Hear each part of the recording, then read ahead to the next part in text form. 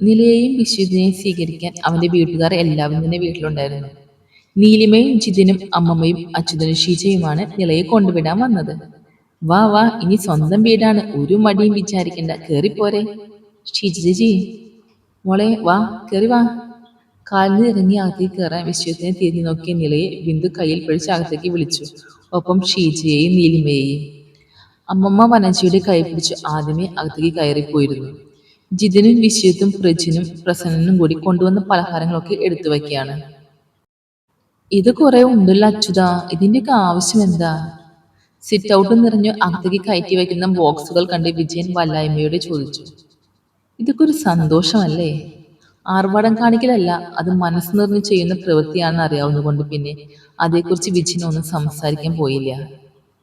അത് പിള്ളേര് നോക്കും, നമുക്ക് അകത്തേക്ക് ഇരിക്കാം. വിജയൻ അച്യുതനെ വിളിച്ച് അകത്തേക്ക് കയറി. സാധനങ്ങൾ കൊണ്ടുവന്ന പിക്കപ്പ് വാൻ പോയതിനു ശേഷമാണ് വിശ്വത്തും പ്രജിനും ജിതിനും അടക്കമുള്ളവർ അകത്തേക്ക് കയറിയത്. അവിടെ അപ്പോഴേക്കും ചായ സൽക്കാരം തുടങ്ങിയിട്ടുണ്ട്. വിശ്വത്ത് റൂമിലേക്ക് കയറിപ്പോകും മുന്നേ നിലയൊന്ന് തിരഞ്ഞു. സേതിക്കും വൃന്ദയ്ക്കൊപ്പമുണ്ട് അവൾ. കാര്യമായ വിശേഷം പറച്ചില്ലാന്ന് മൂന്നും. റൂമിൽ നിലയുടെ ബാഗും ഫോണും പേഴ്സും ഒക്കെ കൊണ്ടുവച്ചിട്ടുണ്ട്.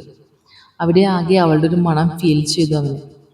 അപ്പോൾ ഇവിടെ വന്ന് ഹാജർ വെച്ചിട്ടാണ് പെണ്ണ് പോയത്. ബെഡിൽ കിടന്ന് നിലയുടെ ഷാൾ എടുത്തവനൊന്ന് മുഖത്ത് ചേർത്തു. രാവിലെ പോരാൻ ഇറങ്ങിയപ്പോൾ അവളെ കെട്ടിപ്പിടിച്ചപ്പോൾ കിട്ടി അതേ ഫീൽ അവൻ ആ നിമിഷം തോന്നി.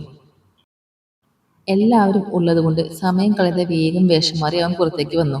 എല്ലാവർക്കൊപ്പം ചെന്നിരിക്കുമ്പോഴും അവന്റെ നോട്ടം നിലയിലേക്ക് തന്നെ പോയിക്കൊണ്ടിരുന്നു.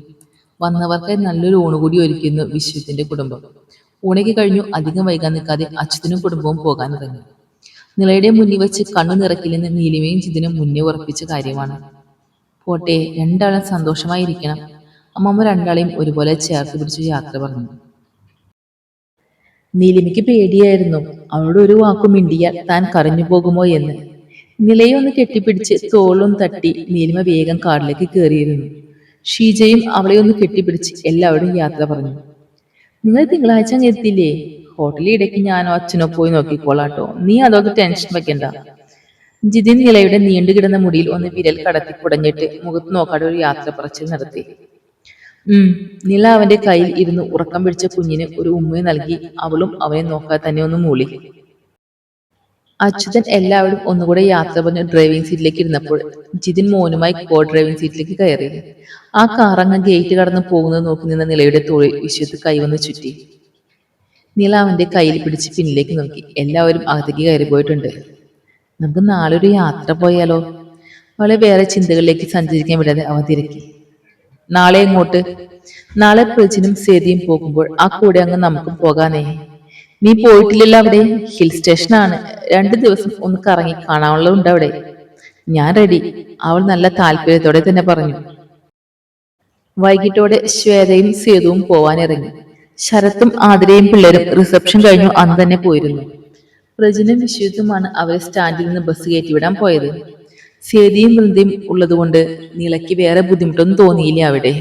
രാത്രി ഭക്ഷണം കൂടി കഴിഞ്ഞാണ് പ്രസന്നനും ബിന്ദുവും വൈഷ്ണവും തിരിച്ചു പോയത്. റോഡ് വരെ നടന്ന് അവരങ്ങ് യാത്രയാക്കി വിശ്വത്തും പ്രജിനും കയറി വരുമ്പോഴും വർത്തമാനം അവസാനിപ്പിക്കാതെ മുകളിലേക്ക് കയറുന്ന സ്റ്റെപ്പിൽ ഇരിപ്പുണ്ട് മൂന്നും കൂടി. നിങ്ങൾക്ക് കിടക്കാറായില്ലേ പിള്ളേരെ? ചേട്ടന്റെ കല്യാണം എന്ന് പറഞ്ഞു ഒരാഴ്ചയിൽ കൂടുതലായി പെണ്ണ് മുടക്കം എടുത്തിരിക്കുന്നത്. മര്യാദയ്ക്ക് നാളെ കോളേജിൽ പോക്കോട്ടോ വൃന്ദേ. നിങ്ങൾക്ക് വെളുപ്പിനെ ഇറങ്ങേണ്ടതല്ലേ, പോയി കിടന്നോ. അടുക്കൽ നിന്ന് വന്ന വനജ സ്റ്റെപ്പിൽ കൂട്ടം കൂടി ഇരിക്കുന്നവരെ ഓടിച്ചു വിട്ടു. അമ്മയുടെ ആദ്യ ഡയലോഗിൽ തന്നെ വൃന്ദ മുകളിലേക്ക് ഓടിയിരുന്നു. അപ്പൊ ഗുഡ് നൈറ്റ്. നില താഴേക്ക് ഇറങ്ങിയതും പ്രജിൻ സേതിക്കുമ്പോൾ മുകളിലേക്ക് കയറി. ഇതിന് മാത്രം എന്താ നിങ്ങൾക്ക് സംസാരിക്കാൻ? അടുത്തേക്ക് വന്നവളെ കൂട്ടി റൂമിലേക്ക് നടക്കുമ്പോൾ വിശ്വത്ത് തിരക്കി. അതിന് നില മറുപടി ഇല്ലാതെ ചിരിച്ചു. പിറ്റേന്ന് രാവിലെ 5 മണിയുടെ 4 ആളും പോകാനായി ഇറങ്ങി. രാവിലെ എണീറ്റ് പോകാൻ ഒരുങ്ങുക നിലയ്ക്ക് ഇത്തിരി ബുദ്ധിമുട്ടായിരുന്നു. പിന്നെ കുളിയും തെളിയും ഒക്കെ അവിടെ ചെന്നിട്ടാവുമെന്ന് സേതി പറഞ്ഞതോടെ ഒരു ടീഷർട്ടും പാന്റും കയറ്റിയിട്ട് അവൾ ഫസ്റ്റ് തന്നെ കാറിൽ ഇടം പിടിച്ചു. പ്രജിനാണ് ഡ്രൈവിംഗ് ചെയ്തത്. കാറങ്ങ് നീങ്ങി തുടങ്ങിയതും നില സേതിയുടെ മട്ടിലേക്ക് കിടന്നു. സേതി ചിരിയോടെ അവളെ ചേർത്ത് പിടിച്ചു. സേതിക്കും പ്രജിനും 2 ദിവസം അവധിയാണ്. അതാണ് ഇപ്പൊ നാട്ടിലേക്കൊരു പോക്ക്. കല്യാണത്തിന് വന്നപ്പോഴേ പ്രജിന്റെ അച്ഛനും അമ്മയും അവരുടെ വിശ്വത്തിനെയും നിലയും കൂട്ടി അങ്ങ് വരണമെന്ന് പ്രത്യേകം പറഞ്ഞു വെച്ചിരുന്നു. അപ്പോ ആ യാത്ര ഇപ്പൊ തന്നെ ആയിക്കോട്ടെ എന്ന് പറഞ്ഞാണ് ഇവരെ കൂട്ടിയുള്ള ഈ പോക്ക്.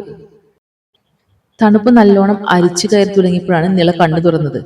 നല്ലൊരു ഉറക്കം കഴിഞ്ഞ ആലസ്യത്തോടെ അവൾ ചുറ്റും നോക്കി. സേതി സീറ്റിൽ ചാരി ഇരുന്ന് ഉറക്കമാണ്. കാറിൽ ബാക്കി രണ്ടാളെയും കാണുന്നില്ല. നീല വേഗം എഴുന്നേറ്റിരുന്ന് പുറത്തേക്ക് നോക്കി. പക്ഷേ കാറിന്റെ ഗ്ലാസ്സിൽ എല്ലാം ആകെ ഒരു പുകമയം. പുറത്തേക്കൊന്നും കാണുന്നില്ല. ചില്ല് ഒന്ന് ഉള്ളം കൈകൊണ്ട് തുടച്ചവൾ ഒന്നുകൂടെ നോക്കി. മുന്നിൽ ദൃശ്യമാകുന്ന കാഴ്ചയിൽ അവളുടെ കണ്ണുകൾ വിടർന്നു. അവൾ വേഗം സേതിയെ കുലുക്കി വിളിച്ചു എഴുന്നേൽപ്പിച്ചു. തുടരും സ്നേഹത്തോടെ, അഭിനവി.